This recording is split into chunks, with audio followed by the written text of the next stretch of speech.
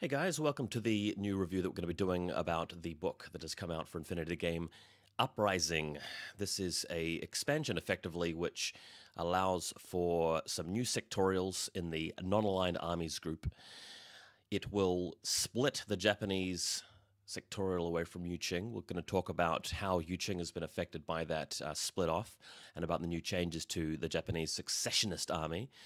So JSA now stands for successionist rather than sectorial. Obviously, Druze security has been out for a little while now, but we'll revisit them very briefly and spend a fair bit of time talking about the two brand new sectorials in this game, the Ikari Company and StarCo, even though they are really made up of existing units generally, apart from one or two little exceptions. I think we'll start off by saying that I think this is a pretty good business move by Corvus Belli.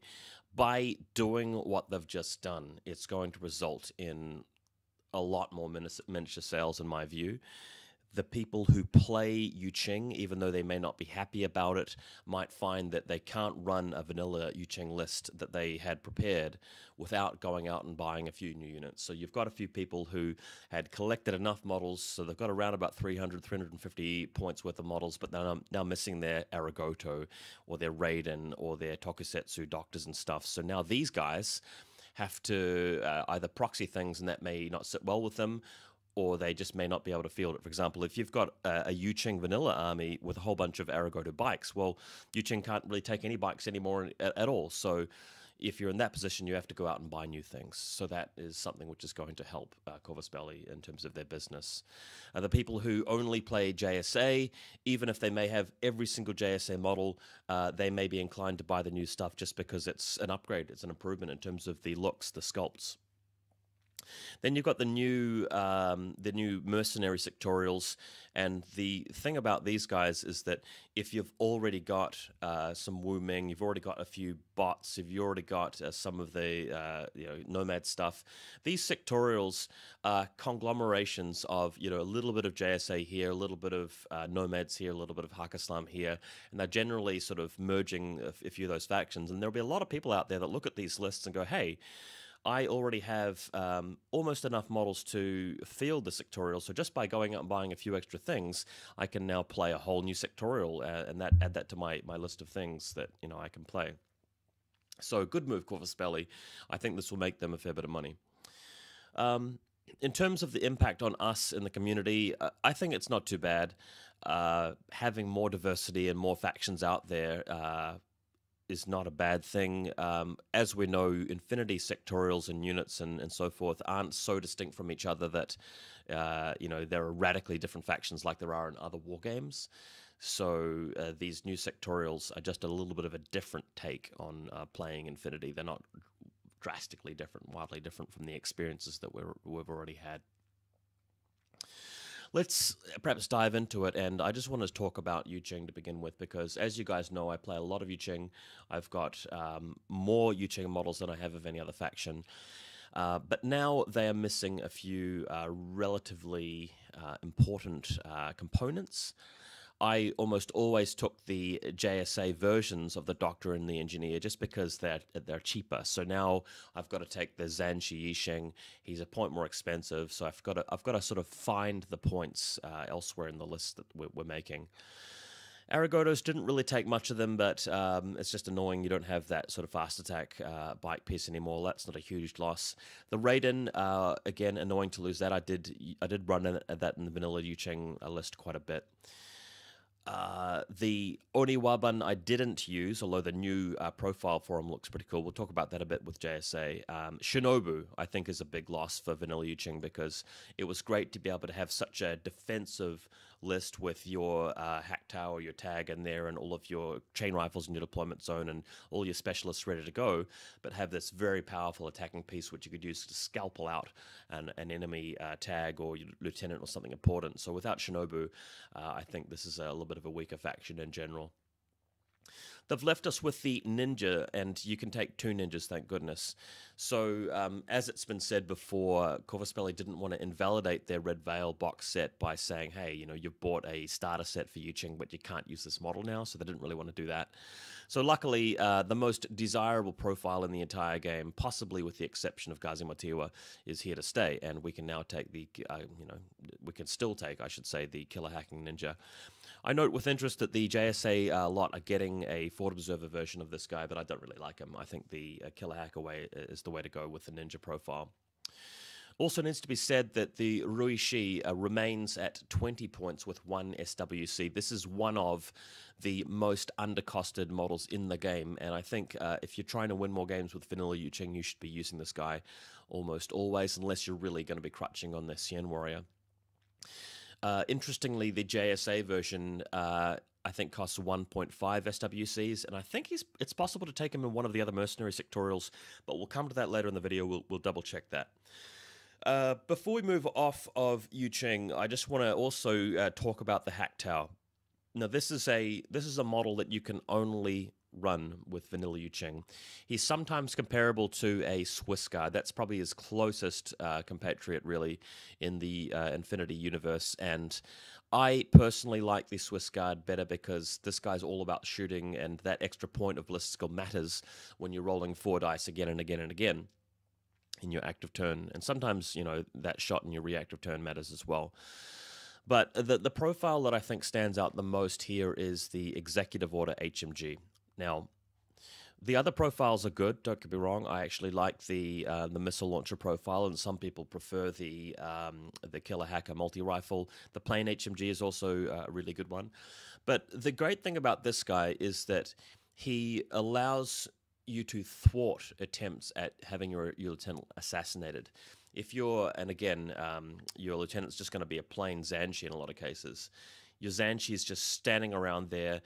You see your opponent coming after them with something capable of killing him, and then one of your arrows is to reveal the Hack Tower just as they go on for the kill. Hopefully there's no smoke there, but the Hack Tower then becomes your lieutenant. Your opponent gets a single cheap cheerleader for all of their efforts, and you move on with the game. Also, later in the game, if it's your last turn, moving out with your Rambo run with your Hack Tower, having the lieutenant's order spent on him is an extra 8 inches of threat range or an extra round of shooting, and the quality you get out of that extra 8 inches or round of shooting with this guy is really important. The other thing distinguishing him from the Swiss Guard, of course, is the nanopulsar and the close combat ability, Kinematica level 1. These are things that the Swiss Guard doesn't have.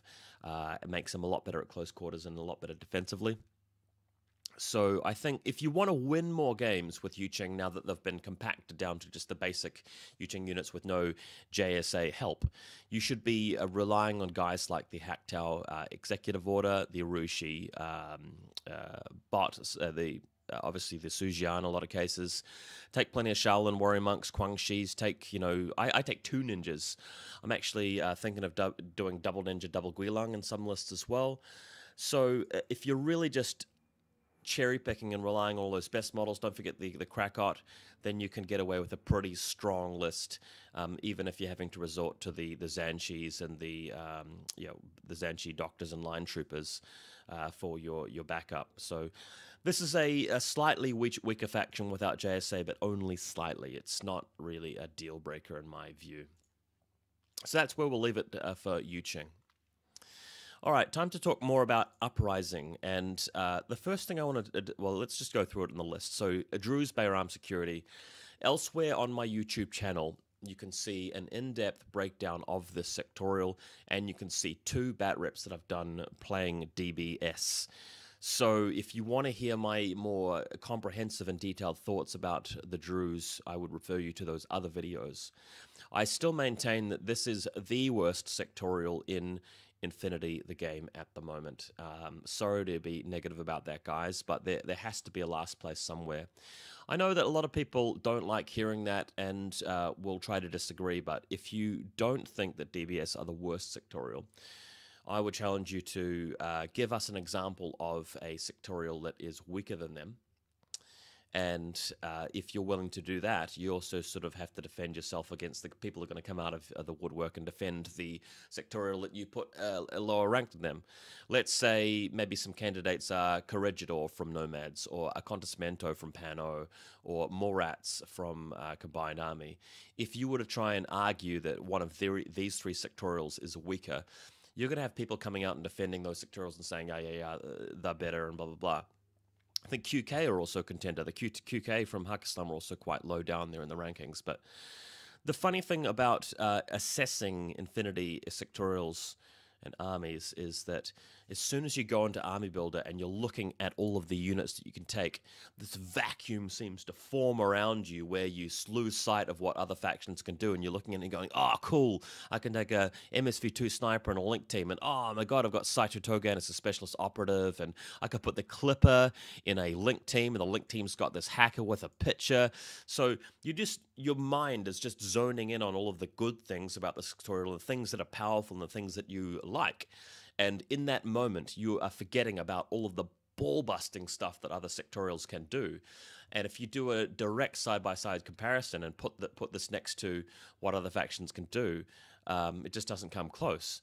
When you're looking at factions that can pump out all of the powerful link teams and smoke and hacking and close combat ability and the massive shooting and the very powerful tags and the ability to win scenarios, Tohau with their symbiote mates, there's so much powerful stuff out there in infiNity that to be able to keep up, you've got to have a really comprehensively powerful list of your own with a great amount of capability, and I just don't think this faction cuts it. So that's where I stand on the Druze.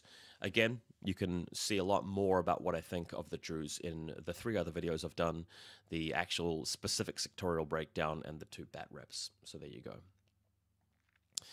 The Japanese, they feel like they've been overhauled, but they actually haven't been overhauled. This is fundamentally the same faction, and in terms of a lot of the details, a lot of the changes that they've received hasn't really impacted in the kind of lists that I would build. Maybe they'll impact on the kinds of lists that others will build, but we're going to talk about some of the specifics.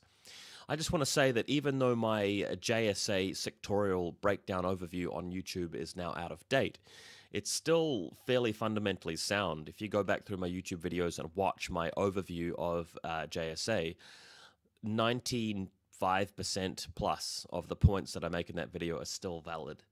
You're still going to run your Kaisotsu link team with a Kenpai and Eureka Oda. You're still going to do that. You're still going to take your Killer Hacker Ninja. You'll still maybe run Shinobu as a lieutenant. You're still going to have a healthy, a generous smattering of remotes in your list because they tend to be the best at shooting here. There's no really powerful HMG that you can rely on in this list. It's very much a counter-punching sort of army. You don't have a lot of chain rifles and skirmishes and warbands in your deployment zone to defend. So it's fundamentally the same faction. This is not one of the stronger factions in infiNity, but it is by far one of the coolest. It's definitely got a lot more style points. The Aragoto is more or less the same, but they've brought in the Killer Hacker profile, which I think is pretty cool. I think that you can go impersonation in... no, I think there was a thread about it, and Impetuous stops you from being an impersonator. I think that's the case. I think it is. So the killer hacking devices are always good. They're always worth taking. The fact that this guy's on a bike, I'm not really too sure whether that's better. I mean, since you can take so many ninjas anyway, and the ninjas, 29 points, you can take 3 of them. I'd rather just take an extra ninja rather than the bike. I can't really see any reason to take him. Yeah, he's got a combi rifle, but there are other things that have got combi rifles that can attack. You'd probably be better off going with the new version of the Raiden, whatever his name is, the Ryukin Unit 9 with the submachine gun, but we'll come to him shortly. So bikes, not really changed very much. Eureka Oda are still pretty much the same Eureka Oda. You want to take the Panzerfaust version of her. She's... really uses the Panzerfaust well in the link team. The Kaisotsu's the same sort of core fire team, although you can actually take a Damaru in one of them. I don't know if I'd recommend that. It's just going to make your link team more expensive, and this is a defensive link team. You're not really going to be moving out and trying to whack things in close combat with your Damaru if he's got a whole bunch of Kaisotsus trying to keep up with him. So I don't think I'd take a different kind of link team than I did before. The Kenpai, same thing. I'd still just take the Chain of Command boarding shotgun because he's the cheapest way of getting Chain of Command in there. Yes, you can take a multispectral visor level 2 in your link team, but honestly, I think I'd rather just keep the link team as cheap as possible and invest in the Rishi anyway, because the Rishi is faster. You can obviously get the marksmanship on him. a Spitfire is better than a marksman rifle most of the time. So, and he's like more expensive than the. Oh, actually, no. Sorry, the Rushi is lower with cost but higher with SWCs. Anyway, I don't particularly like the MSV2 Kempaitai myself. The Ryukin, so you can still take the classic Raiden, which is a pretty cool unit because it gives you a free mine in the deployment zone, and you don't have a lot of chain rifles to defend your deployment. So that that anti-personnel mine is pretty cool. The fact that he can use his heavy rocket launcher either as an AR or an attacking piece, I've always been a fan of the Raiden, the Ryukin we should call him now. Let's spend more time talking about this guy though, because he's a brand new profile. So the idea behind this guy is that he wants to be doing a lot of skirmishing in the middle of the table and attacking. Now, I am a bit skeptical of this profile because you're putting a model out in the middle of the table that does not have Marcus State. So the Canrin also suffers from this, although Canrin is a bit more protected because of his hollow echoes. If you're going second and you deploy him right out there, it makes it easier for your opponent to just pounce on him and kill him. If you're going first, well, shouldn't you be spending more of your orders on the other fast attack stuff that this faction has? You can be going out there with your Arigoto or Shinobu or the new Oniwaban and spending your fast attack orders on that, or your Rushi. Whereas this guy's just got a submachine gun. He's not really going to be killing them in close combat. Yeah, it's nice to have ODD. I guess I prefer him over the Shikami in the sense that he deploys a bit further up. But even though the cost isn't bad, like 24 cost and 5 SWCs, the real cost is the slot he takes up in your list and the orders you'd be spending on him that would otherwise be spent on something else which could probably do his job a bit more efficiently. So this unit is average. I give it a pass. I don't think I go out of my way to include it in any of my lists. Cheap Doctor and Engineer, very jealous of them. This Dayokai Dengekitai, he's garbage. Sorry. He's just garbage. He starts in your deployment zone. He doesn't have any camo marker state or ODD. He's not particularly good at shooting. BS-13 with a heavy weapon, and you're paying 50 points for him. No, you should be shooting with your either your TR bot with assisted fire or your Rushi with assisted fire, or maybe just your Link Team HMG. You can take a Kaisotsu, who's also Ballistical 13 in the Link Team, but has 5 dice with an HMG. He's bad. Yeah, he can fight in close combat, kind of, but you're running JSA. You've got ninjas and Oniwaban and frickin' Shinobu. Now, this guy's just awful. He's resilient, but you're not going to pay points just to sit there and just fire a little plinking potshot ARO back at them. When you look at the points cost of the Yan Huo from Yu Ching, now that's a model which you can just sit there and shoot back with because you're armor 5, obviously like this guy's, but you've got a freaking missile launcher, or you could take neurocynetics or whatever like that. So, and you're Ballistical 14 with that guy. So this guy is just not really something you should be taking at all. Domaru can now be in a number of different Link teams. I never really...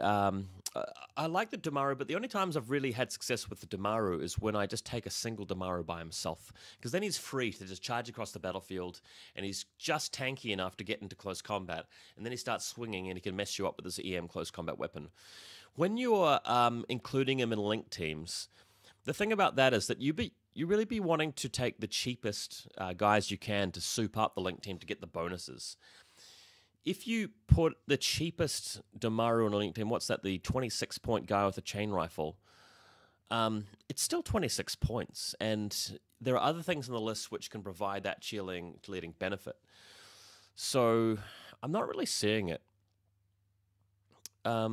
The core team with the 2 Domarus and 3 Tankos might be the way to go. But the thing is, the Tankos are so cheap as it is that you may as well just run 5 of them. I suppose if I was going to run the full-on Tanko, These guys used to be the Haramakis. If I was going to run the full, 5-man Tanko group, I'd probably run a single Damaru with the Forward Observer just in case I was going to move out with the Link team and do some objective grabbing. But just generally, the Damaru, I think, for me, that's a single-use sort of guy. They are very unwieldy and clunky in a big old Link team, and of course they suffer from hacking if you start shooting as you're moving out too. The martial arts helps, but they're still vulnerable. Nico Oyama generally changed, although his fire team options are a little bit more diverse now that he counts as a Damaru. Karakuri, so I've talked about these guys in the past. I've always thought that they are bad. They're amazingly resilient, but that's really the only thing you get out of them. They just don't fulfill any of the roles well enough in terms of being a specialist or being a Rambo for shooting or arrow or cheerleader. They don't fulfill any one of those specific roles well enough to be worth it. Even with being in a Damaru Harris, there's just nothing supremely valuable you can get out of that. The Shikami, I've talked about him a number of times. He's just plain bad. He doesn't really fight as well as he should for his points. He doesn't act as a specialist as well as he should for his points. And he starts in deployment zone. He's effectively he takes a lot of orders to get into the middle of the table. So I wouldn't recommend the Shikami. The Tanko, so these guys used to be Haramaki, and I feel like they've received a buff because you can now run, your 2 missile launchers or whatever, plus the Flamen Spear as well, so they can be a really annoyingly offensive Link team. We should point out that you can take a Haris team with Miyamoto Musashi. Now, I love Musashi. I just think he's too much of a lone wolf. I don't think you want to be taking the Tangos who are slower than him because he doesn't need them to help him with close combat. And when it comes to shooting, well, they're better off hanging back at your deployment zone for shooting anyway. So I don't think that's a serious Link team, in my view. The new Oyoroi can have an AP HMG now. You can be your lieutenant for 3 SWCs. Have to break it to you guys. This guy was never one of the better tags in the game. He was cool that he had crazy koalas, but his problem is that he is only armor 7. He's still very, very expensive, and he doesn't have a multi-HMG.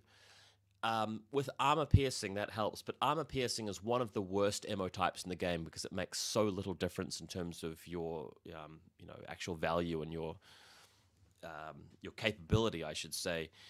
Most of the time, the multi-HMG people are using shock or the explosive ARO round. Those are the 2 really valuable types of ammunition from multi-HMGs, but this guy doesn't even have that. So he's cool, but I just don't think he's one of the better tags in the game, and I wouldn't really make a lot of use of him in this faction. So the Abat's generally the same. It's worth noting that the Rushi is a little bit more expensive in SWCs. That's probably what he should have been costed at from the dawn of time, because this guy is so very powerful.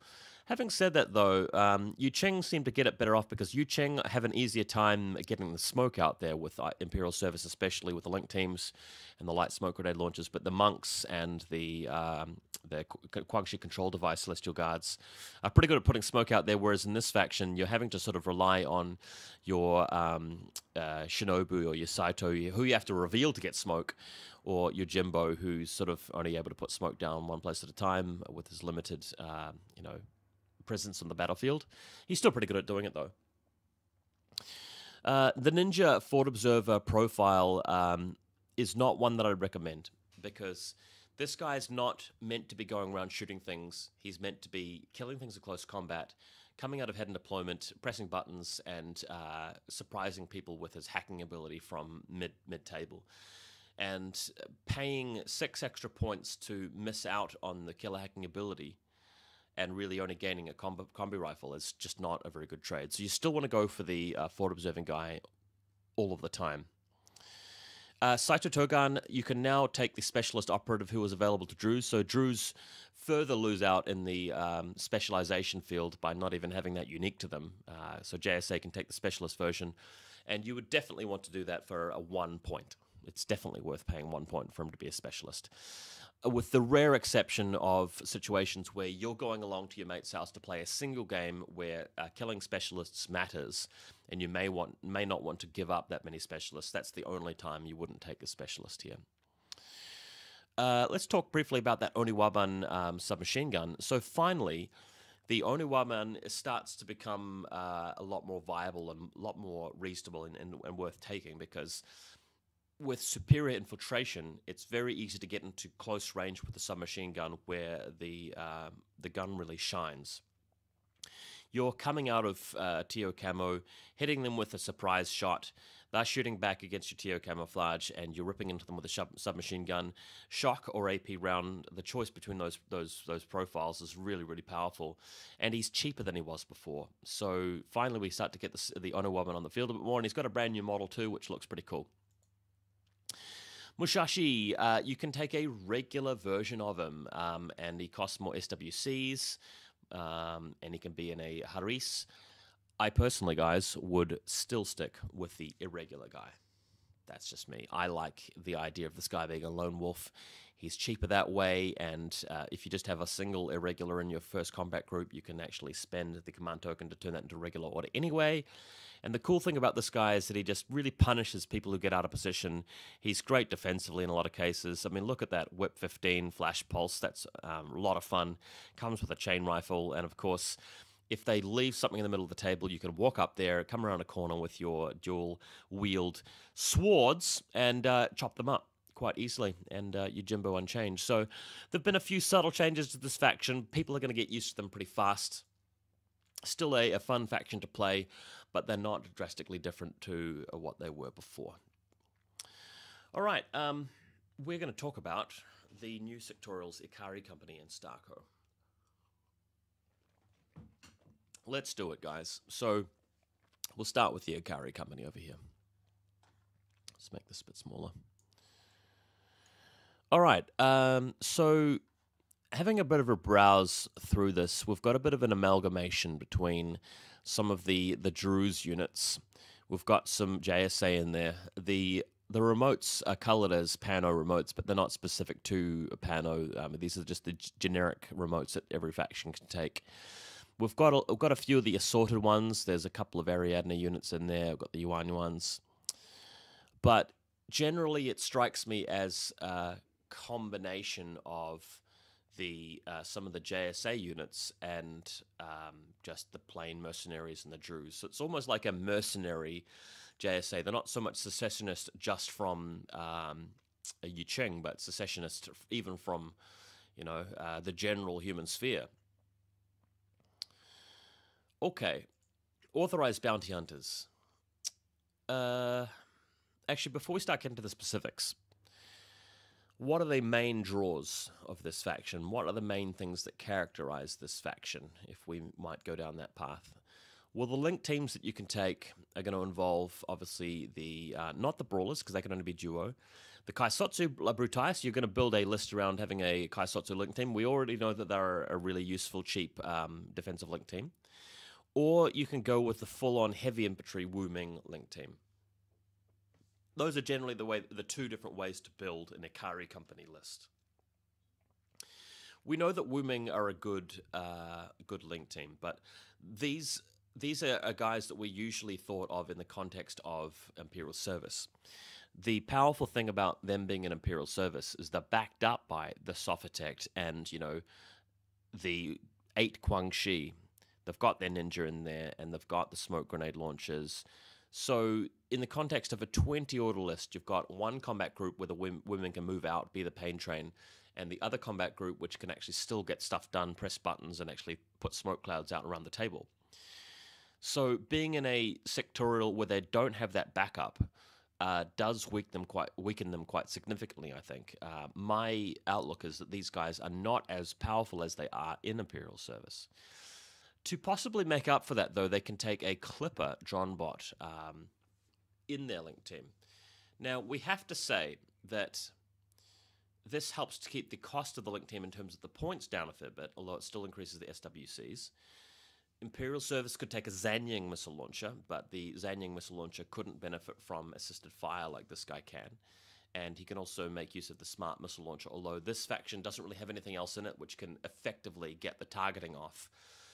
When I look at the new Kerr now Onyx Sectorial Diapho guy, he can use his pitcher in the link team, then you can get an assault hacker to put Spotlight on, then your T-drone can actually start firing missiles. Or with Bakunin, you've got your moderator link team firing pitchers out quite easily. You've got a very powerful hacker in that faction to put Spotlight on, and then your Vertigo's on to whatever it's called can start shooting missiles. You can't do that as easily with these guys because you don't have that pitcher firepower. It's still cool to have a Clipper, and I probably would put a Clipper in my Wooming link team, but what you're left with is a very expensive link team relative to your normal link teams. I mean, these are definitely less expensive than like Joan of Arc and her Knights or the Nomad Brigadier link team or something like that. But filling out the list around them can be difficult. Coming back to the Kaisotsu Butai, though, you can make a nice cheap link team, and they are your battery of regular orders and your cheerleaders all rolled into one. And then you can go and cherry pick some of the other good things about this faction. So that's the other way to design an Ikari list. So authorized bounty hunters, these guys are regular in this sectorial. They have their classic booty level 2, but when you take them, you're taking an expensive cheerleader, and if you use them as Rambos, they are trying to do the job of something else in the sectorial that could do the job better. So, unfortunately, bounty hunters are still quite weak. What I would have loved to have seen is the ability to create certain specialized link teams with the bounty hunter and incorporate them into some of the other different link team options. I thought that would have been cool. The Bashi Bazook, just your plain old Bashi Bazook. We know what these guys do. We've seen them in many games before. They are acting as a drop trooper for this faction along with our cube Jaeger. And I think that's it for drop troopers in this particular faction here. Oh no, we've got the Yuan ones. So to be honest, I'd probably rather go for the Yuan ones because they are so cheap, and sometimes they can benefit from something very good with booty level 1. And the fact that they've got extremely impetuous and irregular doesn't really hurt you as much because you're going to be spending the orders straight away on those models when they show up straight away anyway. So I think these guys are cool and definitely worth taking at least one of, if not 3 of. You can take up to 4 though, which is quite crazy. The Brawlers. So the only thing about the Brawler is that it's the Lieutenant option that allows you to take a Lieutenant with no SWCs. So in my Ikari lists, I would be usually taking a Brawler Lieutenant, but sadly, he only comes with Willpower 12, and he costs 16 points, whereas usually this role is filled by models which cost close to 10 points. If you look at the Kaisotsu, you can take a normal Kaisotsu Lieutenant for the 9 here, but you have to spend an entire SWC point on him. If you're running a list which is low with SWCs, and you can afford taking this guy, you should. But if you can't afford the SWCs, you should take the Brawler Lieutenant. The rest of them, not worth taking because they can't be really in a fire team, core link team. The Haris, I don't think it's worth it. 2 Brawlers and 1 Tanko, maybe. Yeah, I mean, you could take the multi-sniper guy and the Flamen Spear Tanko, maybe, and the Lieutenant. That might be a way to go. It's just that when you're taking line troopers, they generally get outclassed in shootouts unless they're also benefiting from that extra ballistic skill, and a lot of the times the 6th Sense level 2. So I just feel like it's a bit of a waste unless you can get that full suite of bonuses. The Cube Jaeger's never been a model that I've been a huge fan of. He's not bad. The submachine gun being on a drop trooper is definitely cool, and the fact that he's a specialist helps him. Bliss skill 11, fairly weak. The monofilament close combat weapon's a bit gimmicky. You're not really going to make use of that. So he generally gets outclassed. He's not really a heavy hitter in terms of drop troopers, but he's probably... I don't even want to say that he's better than the Bashi Bazook because having the hollow echoes is a really big deal. And you can take a submachine gun with this guy too, but yeah. I guess if you really want to use them in the specialist capacity, that can be useful. So Kaisotsu's, if I was playing Ikari, I would probably build more lists which revolve around these guys than I would with the Wu Ming, although the Wu Ming aren't bad either. I mean, they're playable. They're a strong link team, as long as you can find a way to make them work. Cracker Renegade, well, you can only take one of them. Some other sectorials can take two, so it's a bit sad that you're going to take one, but you probably should take that one. I've talked numerous times before about how good the Krakots are. So go nuts with them, guys. They are really, really good. I don't really want to spend too much time on them right now, though. The cheap Doctrine Engineer, a thumbs up for that. Warcore, obviously standard Warcore. War Driver, can't go on a link team, sadly. And the Hacker is very expensive here at 1 SWC. So I'm not a huge fan of that. I'd be taking the Kaisotsu Hacker almost always over the War Driver. Armand Lemuet. Okay, so he's regular order. This guy has often suffered from the fact that in these mercenary sectorials, or these other sectorials other than Tuha, he can't have a symbiomate, and he loses his ODD as soon as he takes a wound. He's going to get shot pretty badly by a lot of things in the game that can get around. I mean, even the things that don't get around ODD, with just a single shot back every turn, he's so expensive for what you get out of him. I don't really recommend him. The Druze are a fire team core, but they're too expensive to be a serious fire team without the help of things to cheapen them.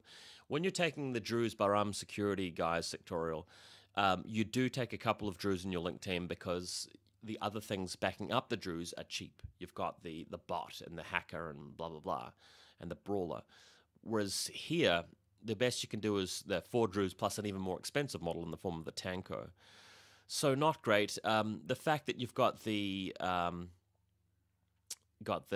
pitcher is pretty cool.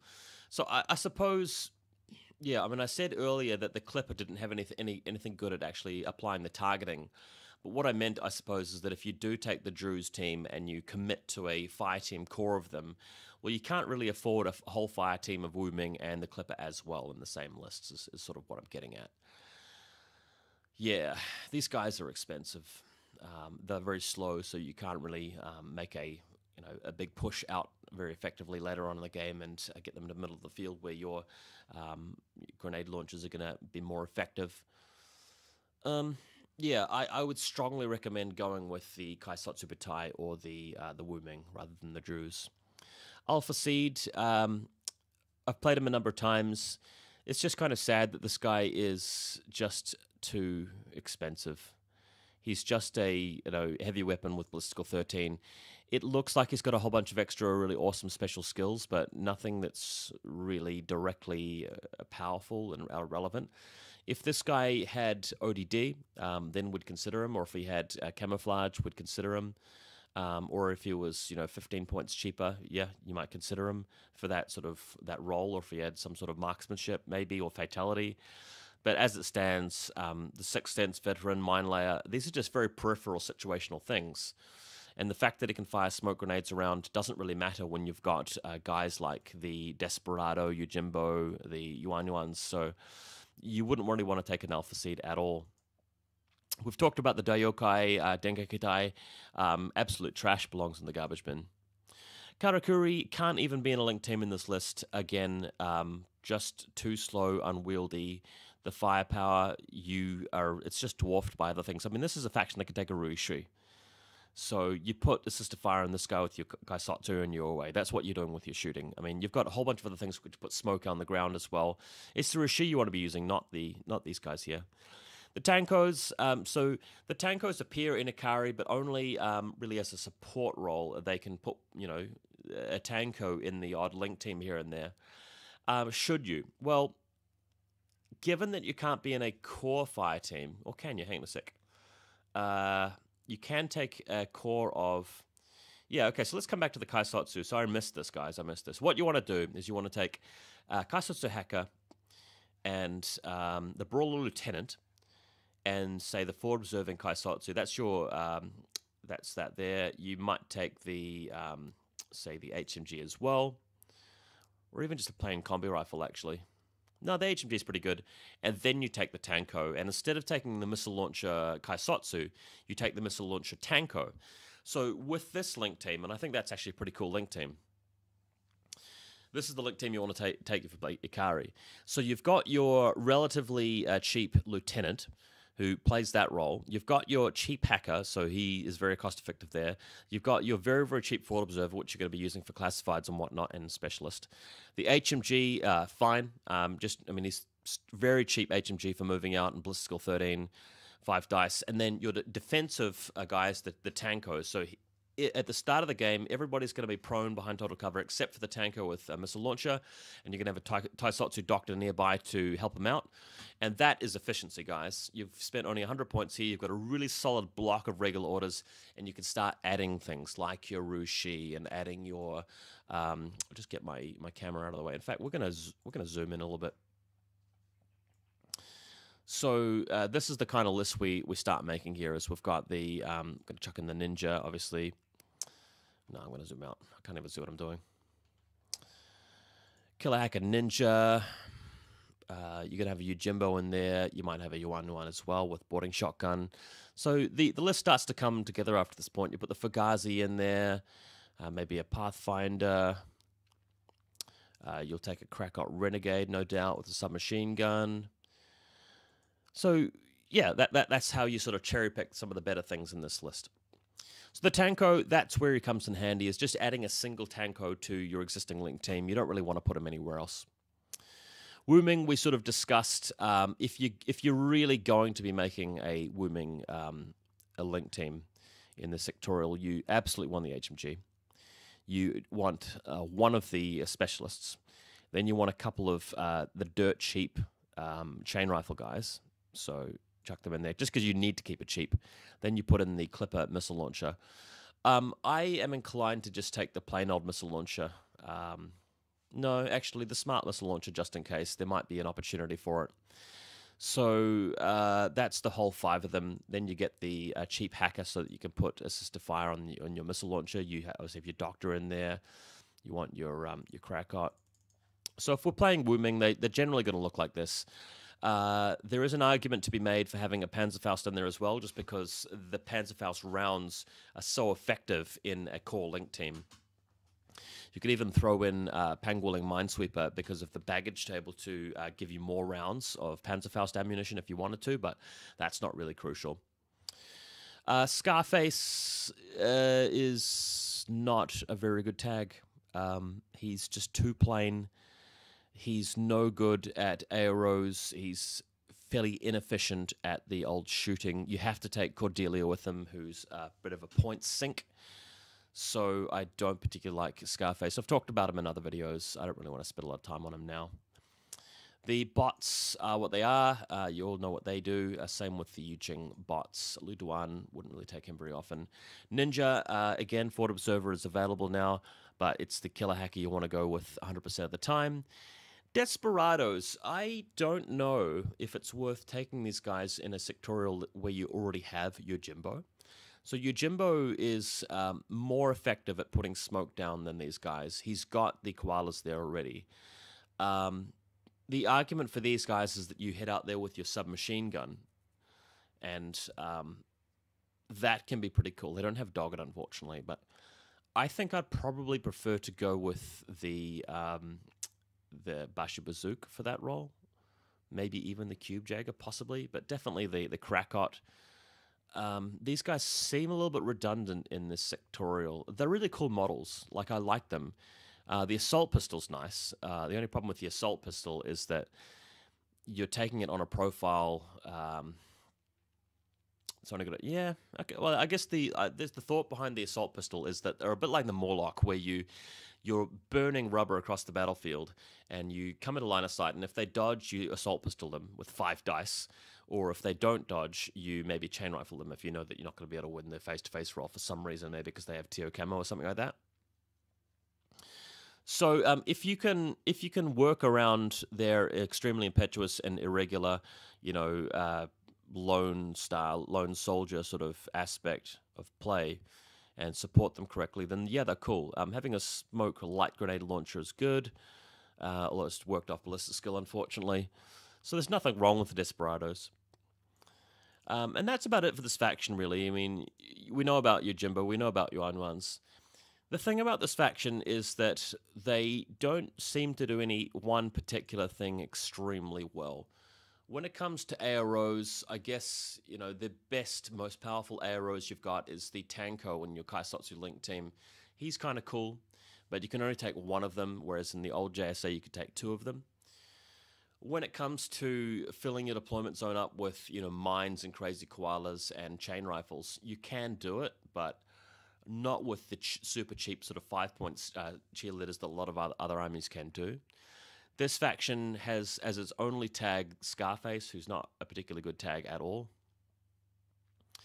Your link teams aren't terrible. The Kaisotsu assorted link team's pretty good. In terms of hacking, well, I think hacking's okay because you've got an assault hacker somewhere. You've got the cheap regular hacker and obviously the ninja guerrilla hacker. Any faction that's got the ninja in it's going to be all right by my books. There's no TO camo at all in this faction, which is a drawback. That's a weakness. You've got a little bit of close combat in there, which I like.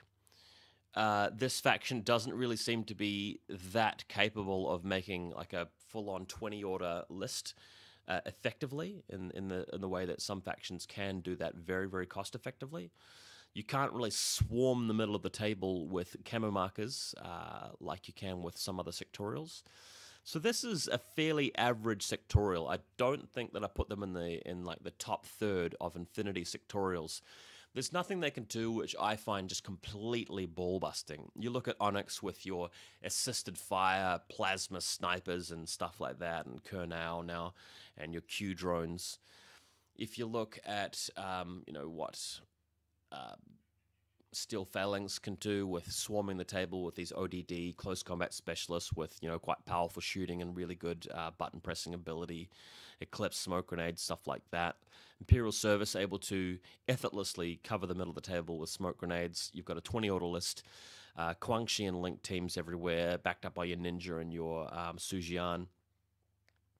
This Ikari Company is not one of the stronger factions in infiNity, for sure. But they're playable. You can get away with, a decent list out of these guys. It's just never going to be 100% comfortable, in my view. All right, we're going to talk about StarCo, Free Company of the Star.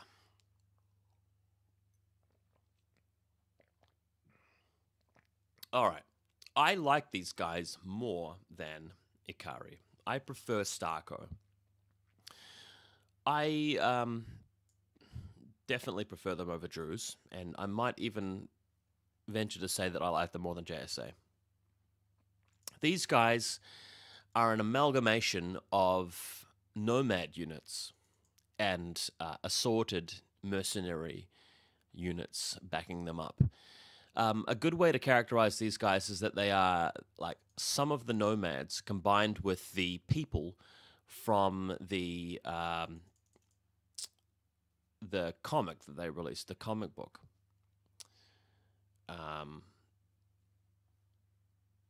Outrage. Sorry, I had to think of what the name was. So we'll go through them, but this is a sectorial which I think allows you to cherry pick a whole lot of really handy profiles and come up with a list which is quite efficient as a result. You're still missing some key components, some very powerful things in infiNity, but can you do without them? Well, every sectorial is missing some things. Avicenna, Mercenary Doctor. People like to rave about her because she's a Whip 15 Doctor with Doctor Plus, so to try and doctor you, she needs an 18 or less. And to get there, she's got NWI, movement 6-2, but she costs 27 points. So is she good? Well, she's good at what she does, but I don't particularly like her because she's such a massive investment of points when, in a lot of cases, your doctor gets to reroll with command tokens and stuff like that anyway. So I'm not really sure if I'd want to spend the points. Like, I'd rather just take the 14-point Daktari and save myself 11 points, which is pretty extreme. You can add her to the Riot Girl link, but you could be doing that with Avicenna anyway. Emily Handelman anyway. The Brawlers, again, cannot be in a core link team in this sectorial.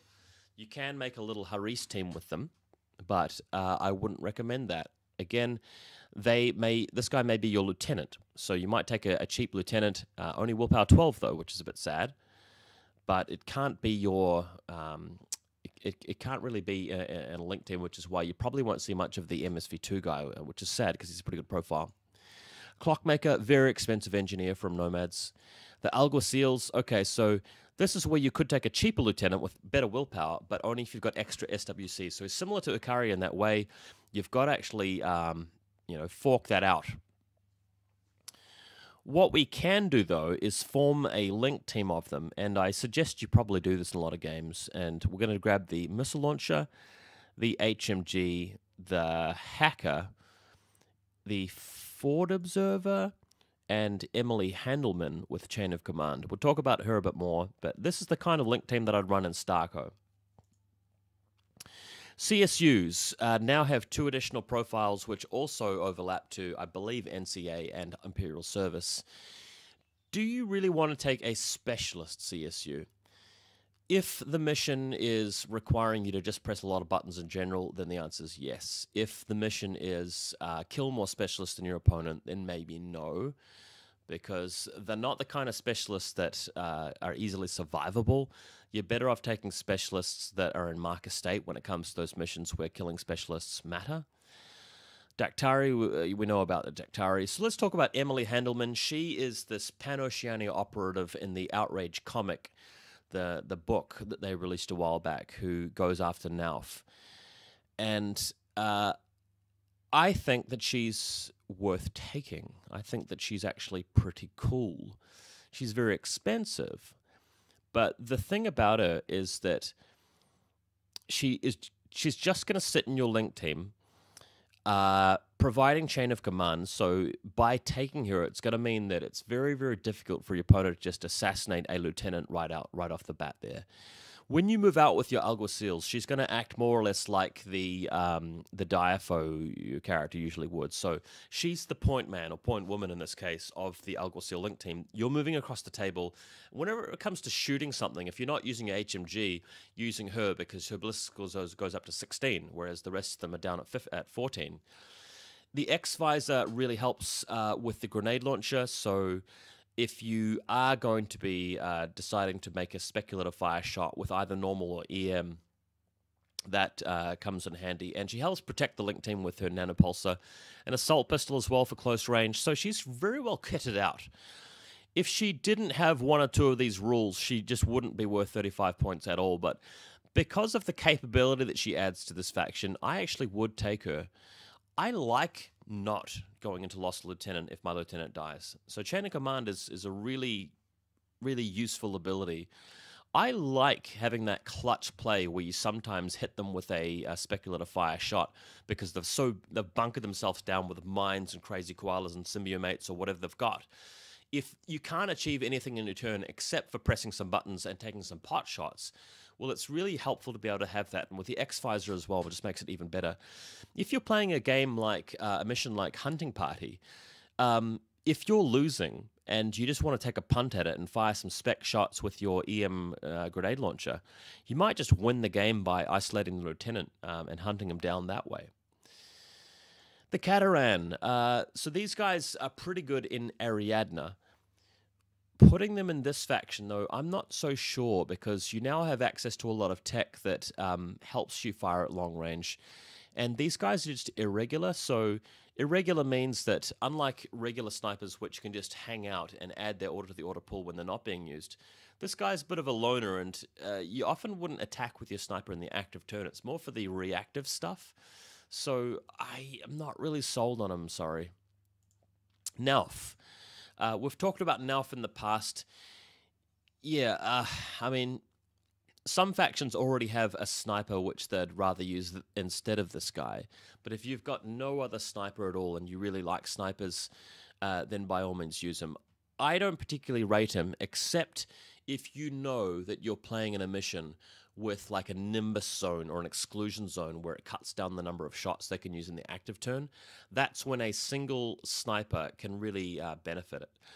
This guy is very good on a table which has a lot of forests, because MSV1 helps to negate, the forest, and if you're returning fire, you're one shot, they're -1 dice. So that's where he would be better, but a lot of the time, not really worth the slot and the points in a regular list.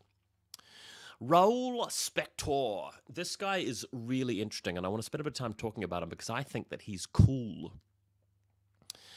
I like this guy because with irregular, you're going to be dropping him onto the table anyway, so that's one order he has to spend on himself anyway, so it doesn't really matter that he's irregular until later.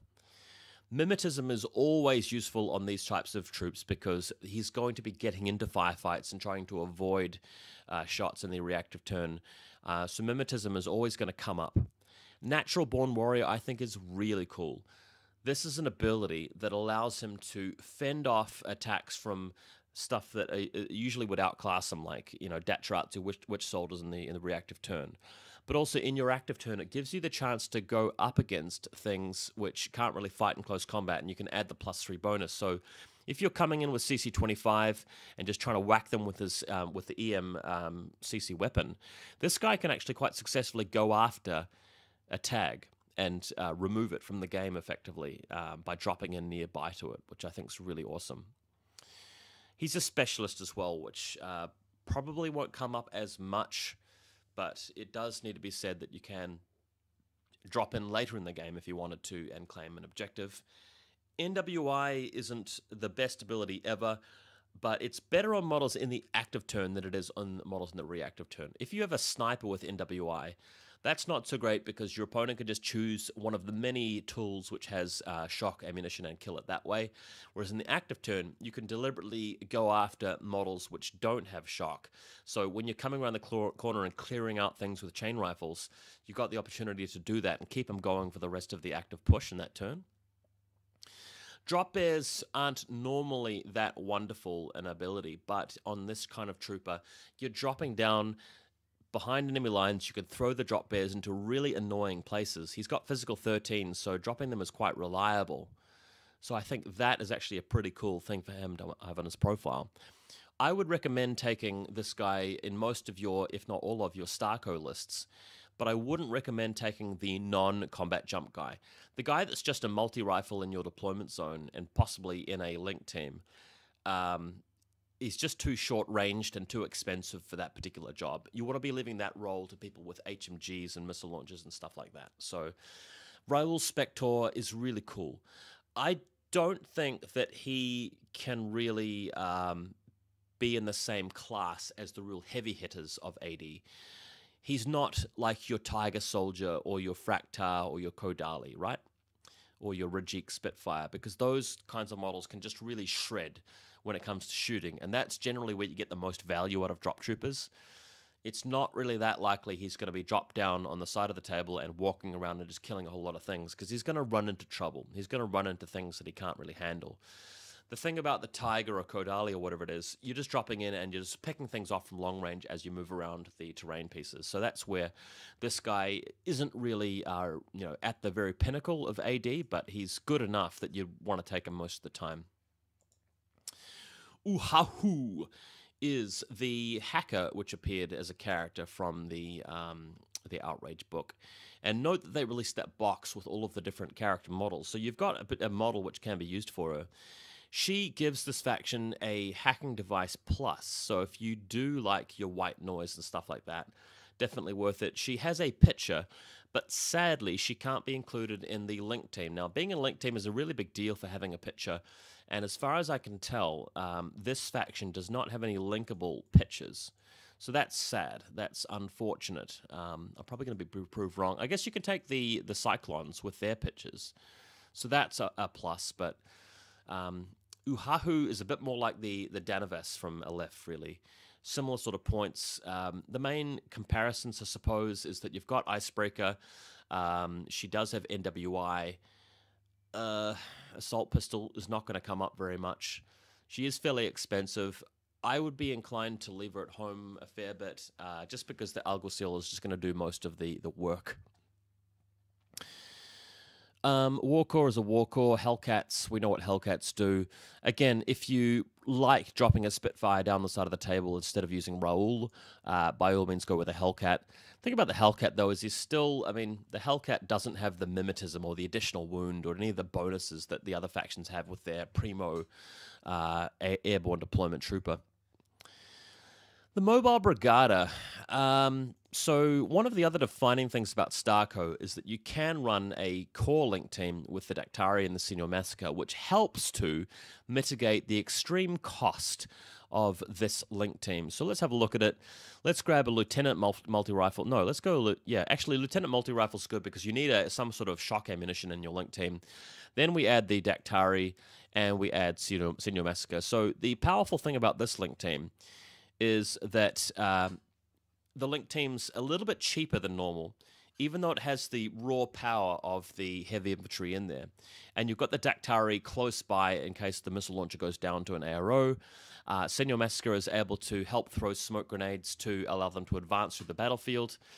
The problem is, though, that they're still very much hackable in their advance through the table. Despite saving a good 30 or 40 points beyond what the link team normally costs you, they're still very, very expensive. So you've spent over half your points allocation. You've still only got 5 models. So how do you back these guys up? Don't get me wrong. This is a viable way to play StarCo, and by all means, you'll see this on the table sometimes. I just don't think that's as cost efficient as going with the Alguacil link team with Emily, and then cherry picking a lot of other stuff. That's my feeling about the Brigadas.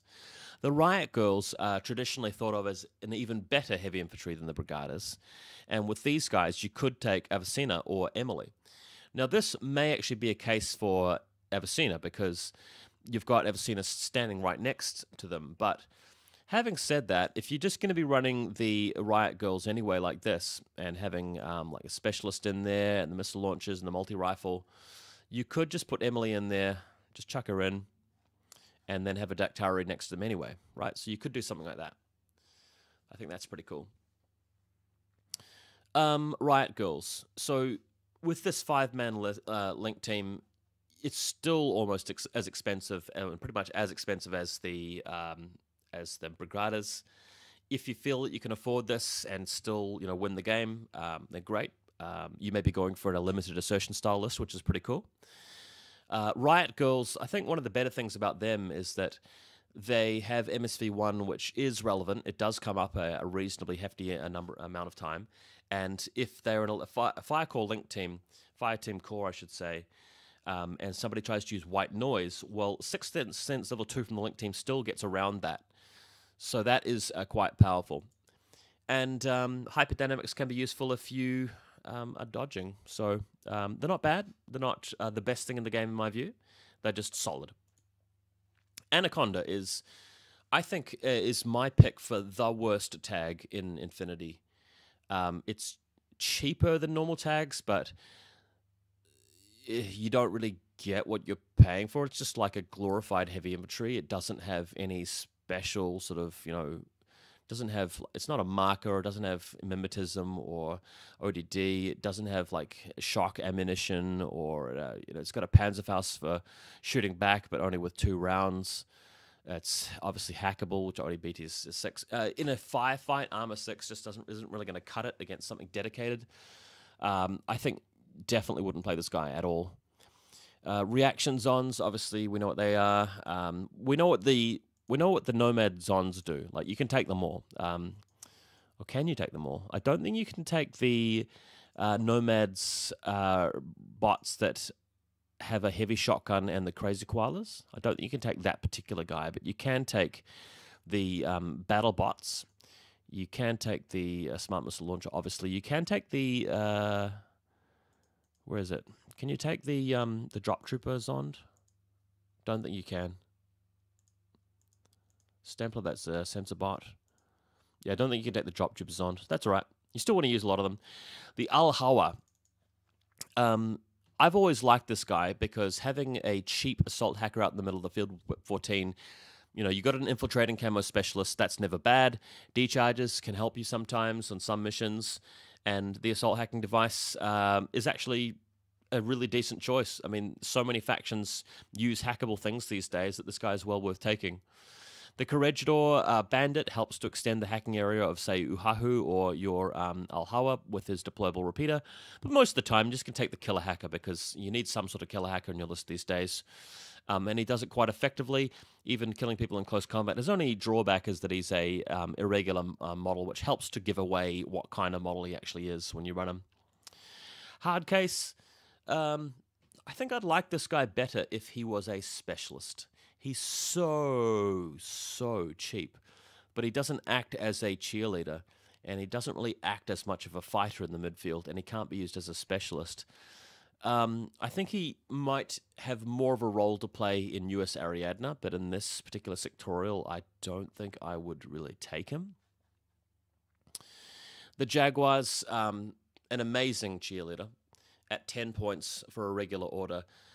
They're so much better at being a cheerleader than a Fusilier, but obviously Fusiliers are good for other reasons. But at 10 points, having something good in close combat, dogged to help you defend a Rambo push, smoke grenades, and chain rifle, what's not to love about these guys? You probably want to take all 4 of them in your StarCo list. The Ermandino is a really interesting choice because he's from Ariadna and he's your engineer. He's an impetuous engineer who helps to defend your deployment zone with a chain rifle and with smoke grenades, but you can only take 1 of him. So I'd recommend just going for the plain chain rifle guy, and he's going to make his way into most of StarCo lists in my view.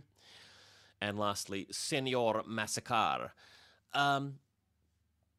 Yeah, he'd be cooler if he had 4 deployment or infiltration, but since he doesn't, he might be something you really want to just use with your link team just to cheapen the Mobile Brigada link team. The list that you're running with StarCo already has so many things that can provide smoke. He does have Eclipse grenades, though, so if you are worried about a lot of MSV2 out there, Eclipse grenades can be really quite powerful, and he gives you access to that. He's not so expensive that it's not really worth it, but unless you're going to be getting a lot of value out of him, unless you're going to be getting him into close combat or using his Eclipse grenades, it's going to be hard to get a full 26 points out of this guy. I'm just going to see if I saved one of my lists for StarCo that I wrote earlier. I don't think that I have, because my version of Army 6 seems to be stuffing up all the time. What I might do in a separate video is do a special episode of Let's Build Some Lists, and I'll make some lists for these sectorials, and we can have a look at the lists that I've created for them, and we can go through it. Anyway, I've been talking for over an hour, guys. My face is getting a bit numb from talking. But I just want to say I'm happy that we have some sectorials now, which are mercenary sectorials. People have been asking them for a long time, and now you can play them. They're going to be quite accessible sectorials from a wide range of different people. Some people will collect them from scratch. Others will just add a few extra models and play them. You won't see me playing these sectorials here very much at all. I am selling my Japanese sectorial to a friend. I won't be playing any Druze. Obviously, I've played them already. And Ikari and StarCo are nice, but I'll be sticking personally to Combined Army, Jing, and a bit of Pan-Oceania. Maybe some occasional LF as well, but we'll see how things go. I hope you got something out of this video. I know you guys like watching the detailed stuff, and we'll have more content soon. So thanks for sticking around.